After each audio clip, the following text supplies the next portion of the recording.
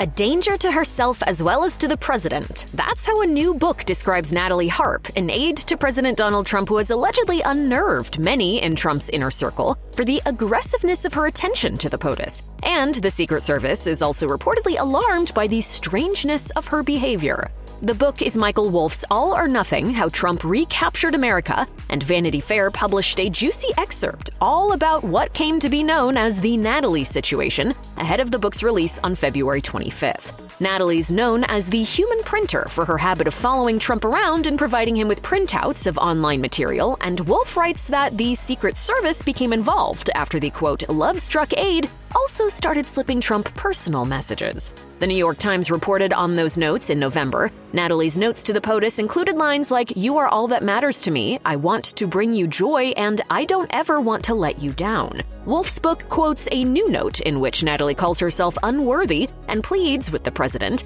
"When I fail, will you tell me? You have the absolute right to cuss me out, if need be, when I deserve it, because no one knows or cares about me more." Another upcoming book, Alex Eisenstadt's Revenge, claims that the Trump team has multiple nicknames for Natalie, including Fatal Attraction, a reference to the Glenn Close movie. "I'm not going to be ignored, Dan." Wolff writes that Natalie's fixation is an open secret, but it's also a security concern. The Secret Service reportedly seized the notes, but Trump himself dismissed the issue, allegedly saying, "She just loves her president." Natalie Harp is a former One America News Network anchor who joined Trump's staff in 2022. She first appeared on his radar in 2019, appearing on Fox News as a bone cancer survivor, claiming that the president had saved her life thanks to some legislation he signed the year before. I was watching and I heard the story of an incredible, unbelievable young woman.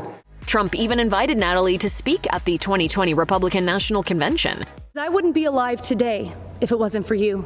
But the so-called Natalie situation got so bad by the summer of 2023 that Trump's team allegedly tried to distance the POTUS and his doting aide by not providing her housing while the staff stayed at his country club in New Jersey. Natalie wasn't thwarted, however. Wolff writes that she convinced club staff to let her stay in a maid's room for a time, but when she realized it would be too far away for her to effectively tend to Trump's needs, she stayed in the women's locker room instead and spent the summer there.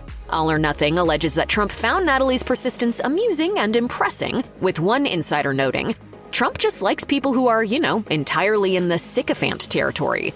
But the so-called sycophant is also reportedly a key member of his staff and a keeper of the Truth Phone, the device the president uses to post on his social media platform Truth Social. Wolff writes, "She was wholly in charge of the Trump posts. That is, they were her posts, sometimes as many as 100 a day."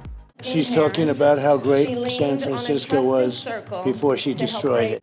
And as for her role as Trump's human printer, Wolff says the printouts were a hodgepodge of odd sources, as the staff learned one day when they spilled out onto the floor. Wolff writes, "What everyone saw was a random collection of out-of-date articles and printouts from obscure websites and fan artwork downloaded from strange Trump-adoring places on the internet, all of which he was hoarding like these were national secrets." Now, Natalie's not-so-secret fixation on the commander-in-chief is allegedly raising very real security concerns, but Trump's not worried, even though Revenge claims that Natalie was once caught delivering documents to Trump's off-limits private quarters at Mar-a-Lago late at night by a surprised Melania Trump. When asked about Natalie's behavior, Trump once reportedly rebutted, "Natalie's so quick, she's great. You guys just don't like her because she's so fast and so good."